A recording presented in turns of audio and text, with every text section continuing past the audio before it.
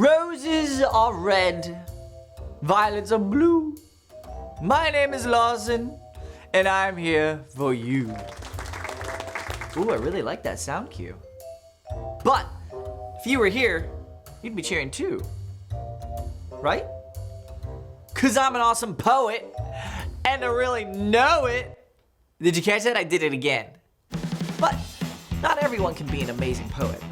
In fact, we're all good at different stuff, as you'll see in this great story I got from my friend Rob about his cousin Adam. Now, Adam's class is having a talent show, which is pretty much Adam's worst nightmare.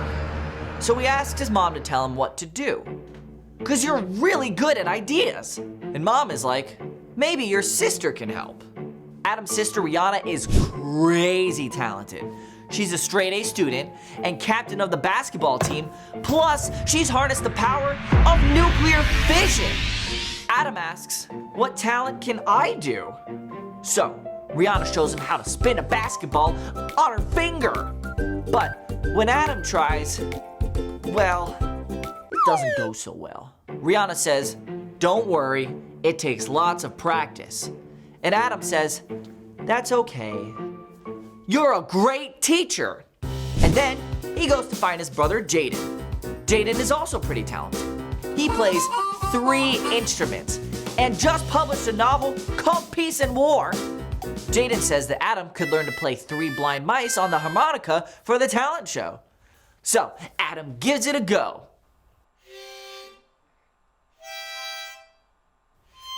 And Adam's like, I don't think that's my gift. But then he adds that Jaden is the best brother ever for stopping right away to help. Adam tells Mom, I have no talents. I'm not good at anything. But Mom points out that Adam's actually been using his best gift all afternoon. And Adam's like, what, messing up? And Mom says, encouraging people. Adam's eyebrows shoot up, 'cause he never knew that was a talent.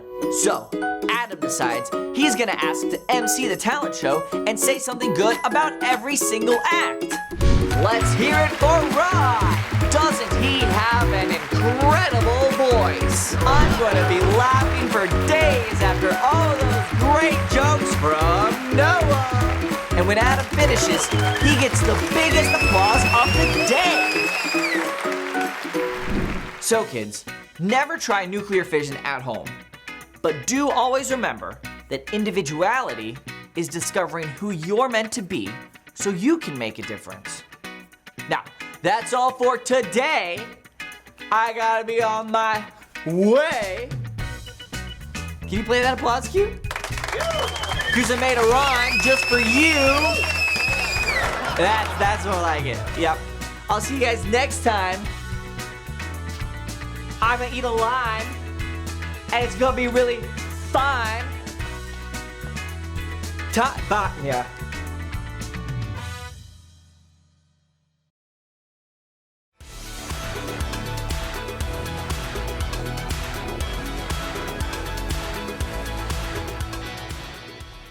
Hey everybody, I'm Graham, and I've got to say I'm super excited about today because we are talking about one of my favorite things. Candy! Have you ever been to one of those candy stores that lets you put all of your favorite candies into one little bag? You can mix your jelly beans with gummy bears and top it all off with a handful of M&Ms. The M's stand for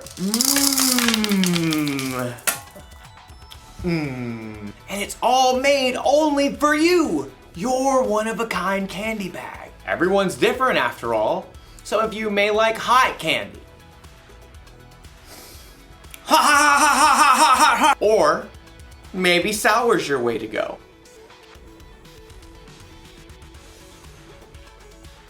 I need some water, please. Or maybe you don't like candy at all. Now that's a good radish. We're all different, and that's not a bad thing. That's what individuality is all about. Individuality is discovering who you were meant to be so you can make a difference. We're all created to be individuals. That's why we all like different kinds of candy. Hey, what if we were created out of candy? Like, what if my head could be made out of jelly beans? And maybe some peppermints for eyes. Yeah.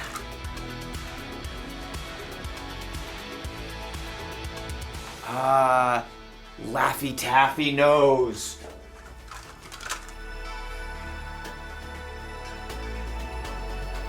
Twizzler mouth. Twizzler? Twizzler?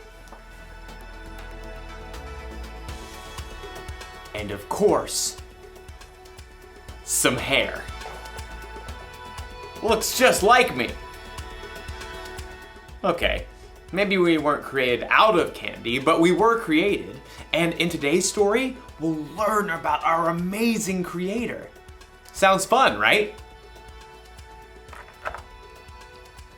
What? I was hungry. See you soon.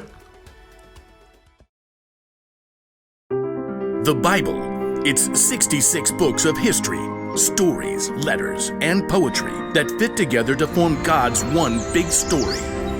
The epic adventure of how He created us and loves us so much that He made a way to rescue us. As we travel through the Bible, from Genesis to Revelation, we discover people who met God and found their lives changed forever. Now, for an amazing story, inspired by the book of Genesis, chapter 1, verses 26 through 28. In the beginning, God took nothing and made everything. From darkness, God called out light. God poured out waters and stretched the sky far overhead like an unpainted canvas. He shaped dry land and canyons and great mountain ranges, and then decked them out with trees and vines and plants of every kind. God spun the moon and sun and stars and planets out into space, and then He filled the oceans with fish and the sky with birds. God thought up an amazing variety of animals to crawl and hop and race over the earth. All of this was incredible, unbelievable, the most artistic show of power ever. God made complex atoms and cells smaller than the eye can see, all the way up to vast spaces stretching across the universe farther than we can imagine.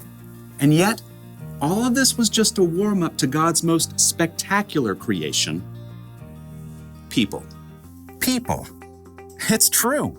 We're made of the same atoms and cells and elements as rocks and plants and animals. But unlike anything else in God's creation, we are made in God's image. Then God said, "Let us make human beings so that they are like us.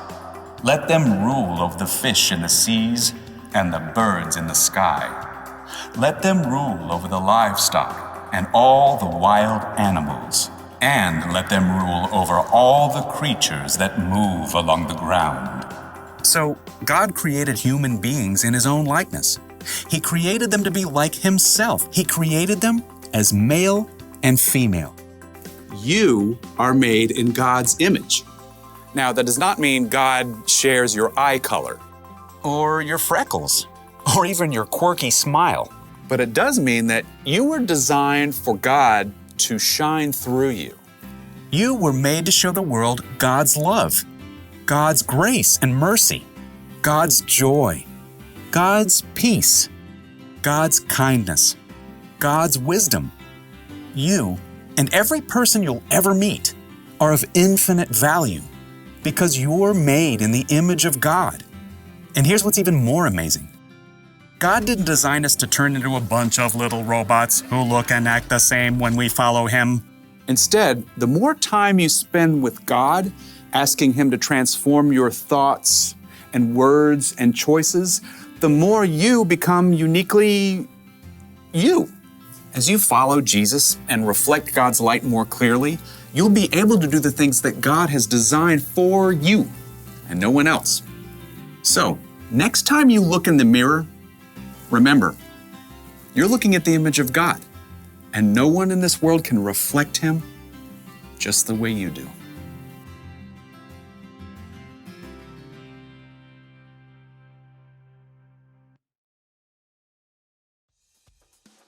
When God created the world, He saved the best for last. People. He made us to be like him. He made us in his image. Maybe that means God looks like us. Or maybe it means God made us with different qualities that could only come from him. Maybe God made you creative, like he's creative. Ooh, or maybe you're really smart because a smart God made you that way. You could be patient, or kind, confident, or peaceful. And you could top it off with a handful of joyfulness. God is all of those things, and he's given them to each of us in all kinds of different combinations. So here's the one thing to remember today. You were made in God's image. Only you were made the way you are. You're one of a kind. There. I'm done with my new Candy self-portrait. What do you think? Not bad. I look delicious. I'll see you next time.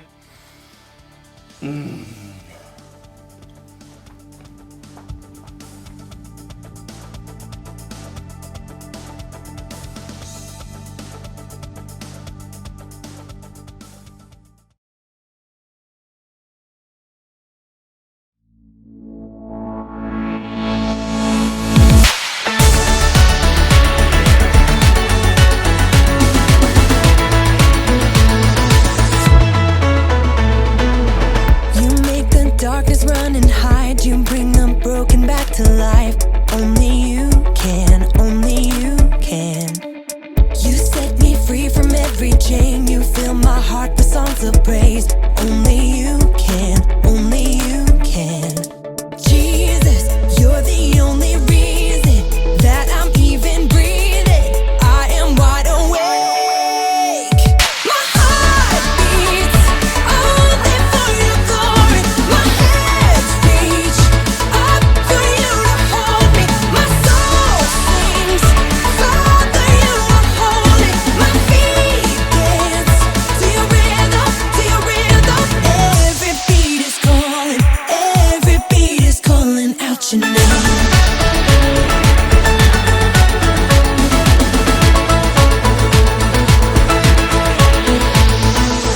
You left the glory of your throne to bring this runaway back home. Only you can,